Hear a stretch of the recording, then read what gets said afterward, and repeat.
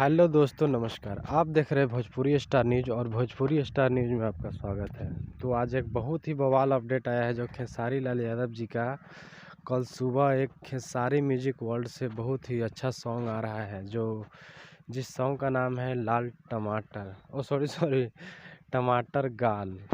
तो बहुत ही अच्छा सॉन्ग है जिस सॉन्ग का राइटर है विजय चौहान जी और म्यूजिक डायरेक्टर है आर्या शर्मा जी। तो बहुत ही बवाल म्यूजिक डायरेक्टर है और इसका जो वीडियो डायरेक्टर है पवन पाल जी है।